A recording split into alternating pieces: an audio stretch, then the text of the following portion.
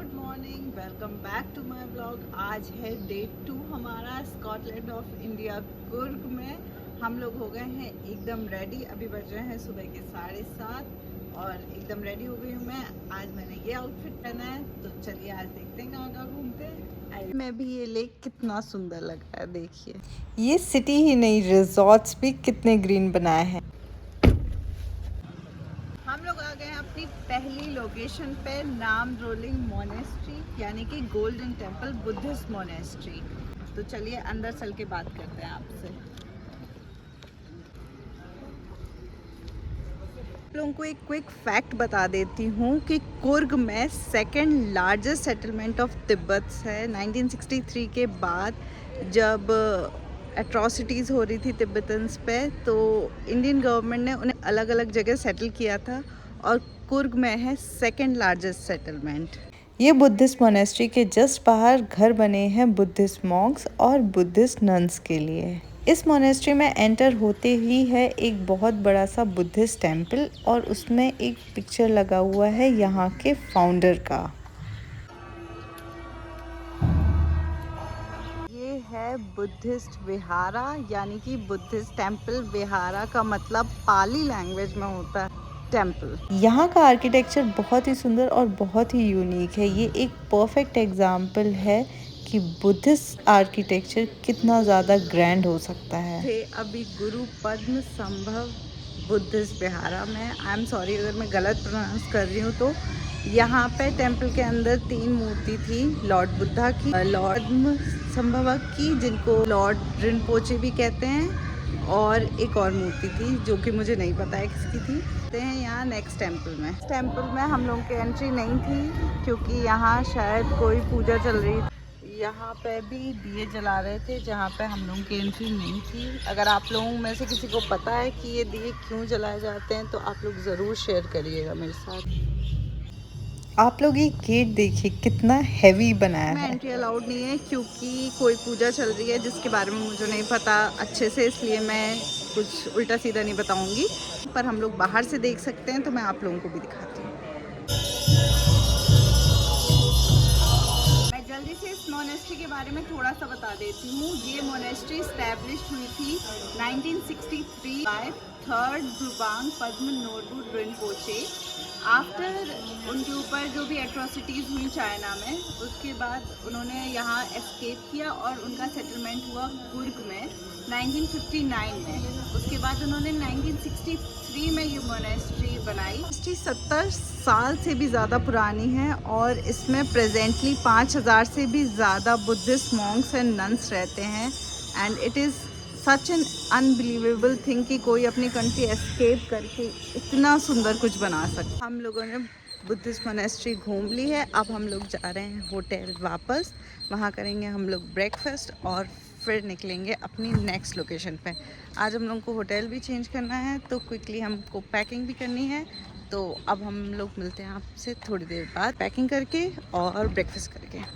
हम लोगों की पैकिंग वगैरह सब कंप्लीट हो गई है और हम लोग कर रहे हैं होटल से चेकआउट और जा रहे हैं अपनी दूसरी डेस्टिनेशन पे, मलाली वाटरफॉल्स। से थोड़ा सा दूर है मलाली वाटरफॉल्स, इसलिए हम लोग अपने दूसरे रिजॉर्ट में चेक इन करने से पहले वाटरफॉल्स घूम के आएंगे और वहीं से दूसरे रिजॉर्ट में चेक इन करेंगे। हम लोग होटल से अपने यानी कि रिजॉर्ट से अपने निकल चुके हैं। मैं आप लोगों को एक क्विक टिप दे देती हूँ, जब जो लोग भी कुर्ग घूमने आ रहे हैं, कि या तो आप अपनी गाड़ी से आइए या गाड़ी परमानेंटली करके आइए, क्योंकि यहाँ पे हर जगह बहुत दूर दूर है। मलाली वाटरफॉल्स हम लोग कुशाल नगर में स्टे कर रहे हैं, यहाँ से है अप्रॉक्सीमेटली 45 किलोमीटर्स दूर। तो हम लोग अभी वहीं जा रहे हैं। हमारे पास खुद का व्हीकल है, इसलिए इट्स नॉट अ प्रॉब्लम। पर जो लोग बस से ट्रैवल कर रहे हैं उनके लिए थोड़ा सा ट्रैवल करने में थोड़ा सा इशू होता है, क्योंकि यहाँ पे हर जगह थोड़ा दूर दूर है। ये एक और एलिफेंट कैंप और ट्री पार्क है, हम लोग कल जा चुके हैं, इसलिए हम इस वाले में नहीं जाएंगे।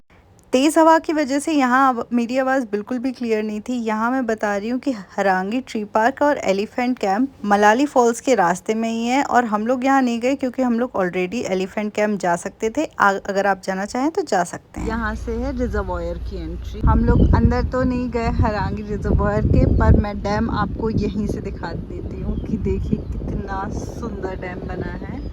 हम लोग आ गए हैं मलाली वाटरफॉल्स में, और मैं अंदर जाने से पहले ही, फॉल्स देखने से पहले ही इसको एक मस्ट विजिट का स्टैम्प दे देती हूँ। क्योंकि जब हम लोग रास्ते में आ रहे थे तो पूरा रास्ता इतना ज़्यादा ब्यूटीफुल है।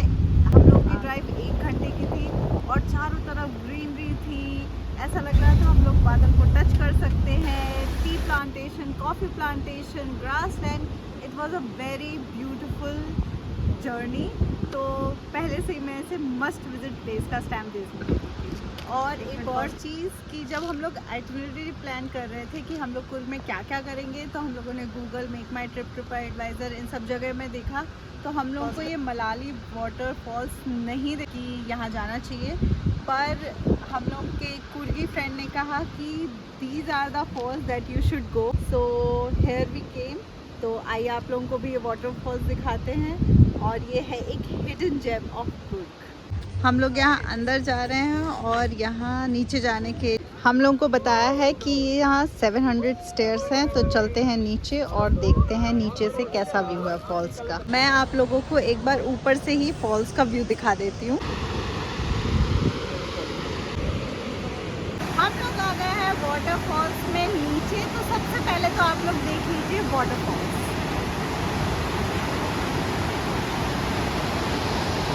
अगर आप लोग ग्रीनरी एंजॉय करते हैं तो ज़रूर नीचे तक आइए। और जैसा कि हम लोगों को ऊपर बोला था कि 700 स्टेयर्स होंगी, तो आई डोंट थिंक सो कि 700 स्टेयर्स हैं। मेरे हिसाब से 350 के आसपास स्टेयर्स होंगी। पर मुझे लगता है कि नीचे तक आना चाहिए क्योंकि it's once in a lifetime experience और नेचर को एंजॉय करना चाहिए। तो अब हम लोग भी करेंगे वाटरफॉल और नेचर को एंजॉय। फिर मिलते हैं आप। हम लोग आ गए हैं वापस ऊपर, और मैं जो पहले कह रही थी मैं वो वापस लेती हूँ। बहुत सारी स्टेयर्स हैं, चढ़ाई में और ज़्यादा पता चलता है। तो अगर आपके पैरों में दिक्कत है और या फिर आपका हार्ट कमज़ोर है तो इतनी सारी स्टेयर्स नीचे उतर के नहीं जाइए। हम लोगों की हालत एकदम ख़राब हो गई है, हाँफ रहे हैं। ये देखिए कितना पसीना आ गया है। तो अब हम लोग थोड़ा सा बैठेंगे, पानी वानी पियेंगे और फिर निकलेंगे। पर this is a must visit place. आप लोग यहाँ ज़रूर आइएगा, भले ही नीचे ना उतरें पर यहाँ ज़रूर आइए। मैं आप लोगों से एक चीज़ और शेयर करना चाहती हूँ मलाली फॉल्स के बारे में कि यहाँ सिग्नल नहीं आते हैं। तो हम लोगों के फ़ोन्स में सिग्नल नहीं आ रहे हैं, तो हम लोग मैप नहीं लगा पा रहे हैं। आप आ रहे हैं टू एंड फ्रो दोनों मैप्स डाउनलोड करके आइए अपने फ़ोन में, जिससे आप लोगों को रास्ता ढूंढने में कोई भी दिक्कत ना हो। हम लोग हैं एन रूट मदिकेरी।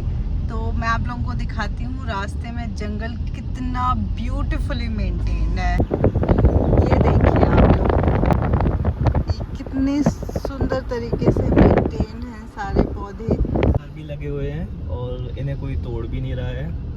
जब ऐसे जंगल और रास्ते से निकलते हैं तब पता चलता है कि कुर्ग को स्कॉटलैंड ऑफ इंडिया क्यों बोलते हैं। क्योंकि इतनी ग्रीनरी मैंने तो अपनी लाइफ में कभी नहीं देखी है।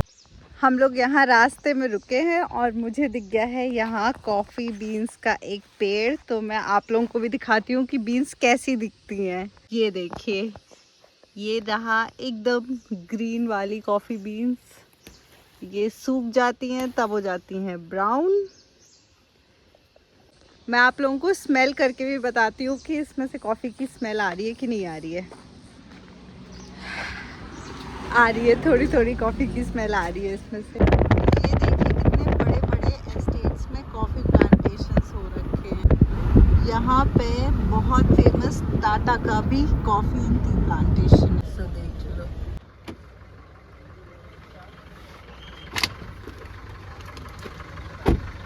हम लोग आ गए हैं अब अपनी थर्ड लोकेशन मदिकेरी फोर्ट में।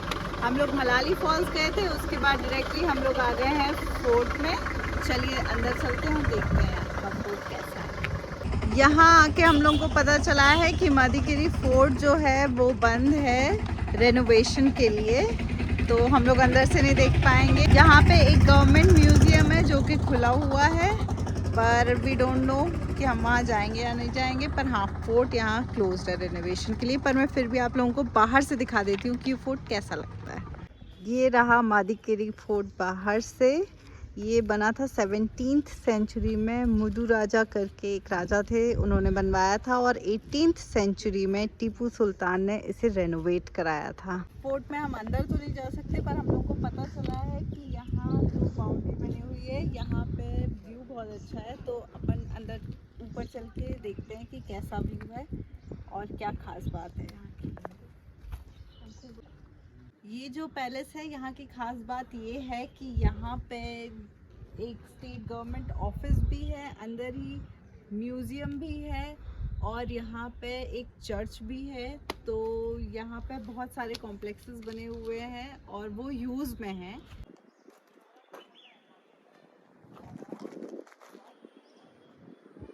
बाउंड्री से हम लोगों ने व्यू देख लिया है। मुझे तो ऐसा कोई खास व्यू नहीं दिखा, इससे ज़्यादा अच्छा व्यू हम लोगों ने पूरे रास्ते में देखा था। आप लोगों को मैं फिर भी दिखा देती हूँ कि कैसा व्यू है, आइए देख लीजिए।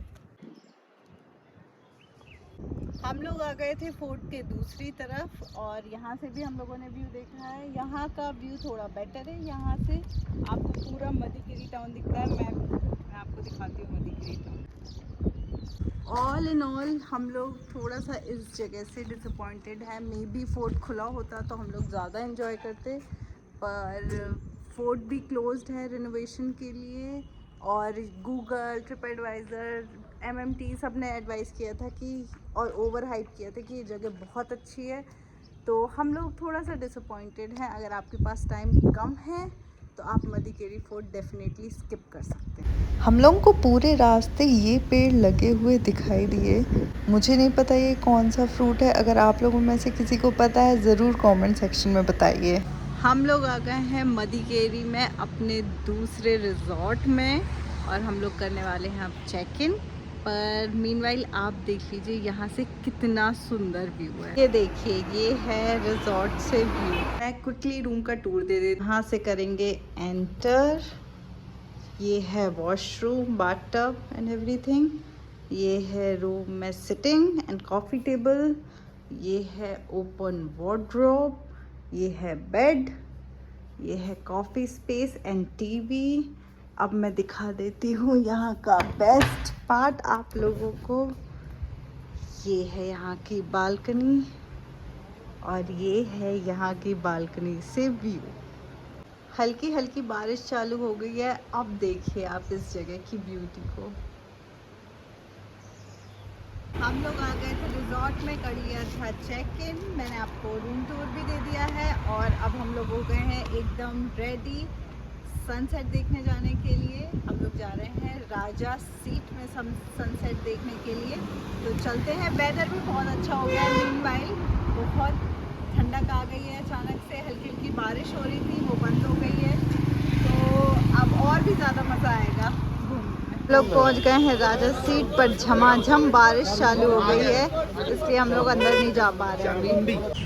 हम लोगों ने ले ली 20 रुपीज़ की टिकट और हम लोग आ गए अंदर। बारिश अभी भी हो रही है हल्की हल्की, पर अब घूम लेते हैं थोड़ा सा। यहाँ पे एंटर होते ही बहुत सुंदर सा गार्डन है जो कि वेरी वेल मेंटेन्ड है। ये है राजा सीट का सनसेट पॉइंट। सिंस अभी बादल हैं, थोड़ी थोड़ी बारिश हो रही है तो सन तो है नहीं, पर आई थिंक ये सनसेट से भी ज़्यादा अच्छा व्यू है। आप लोग भी देखिए।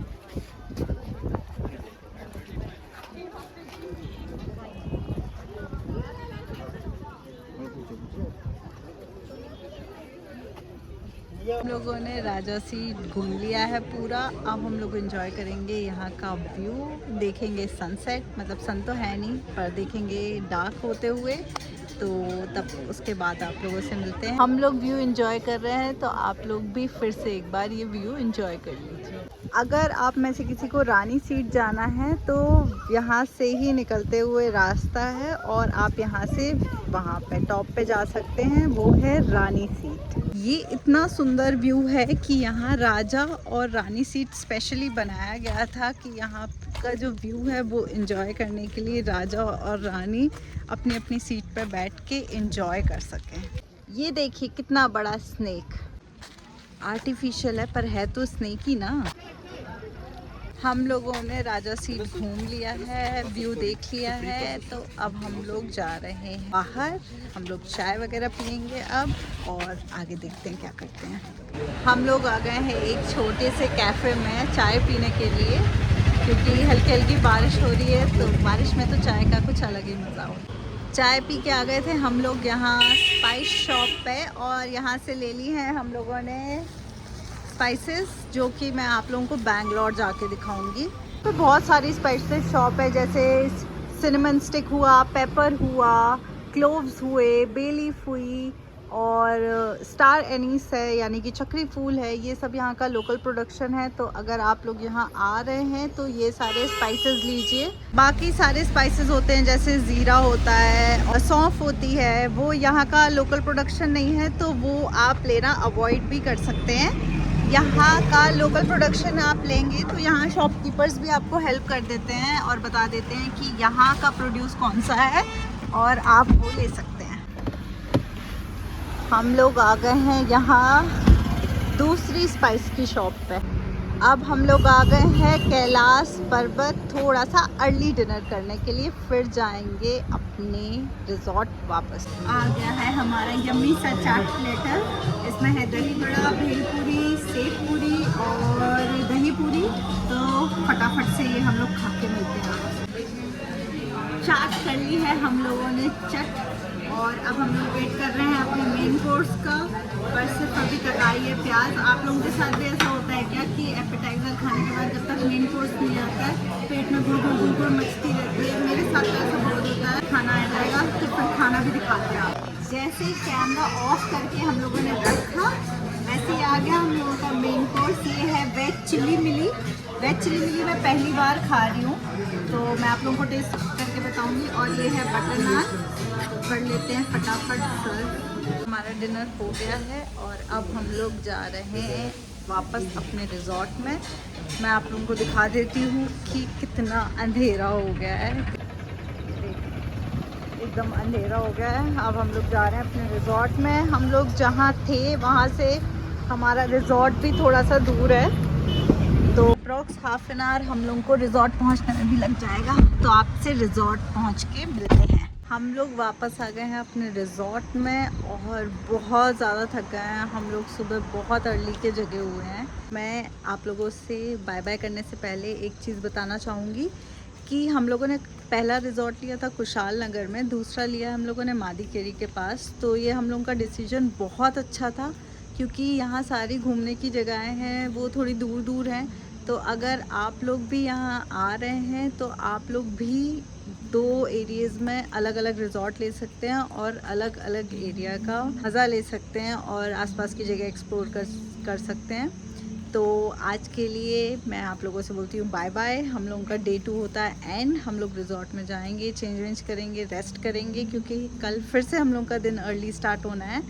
तो तब तक के लिए गुड नाइट, शुभ रात्रि, शब ब खैर। Thanks for watching.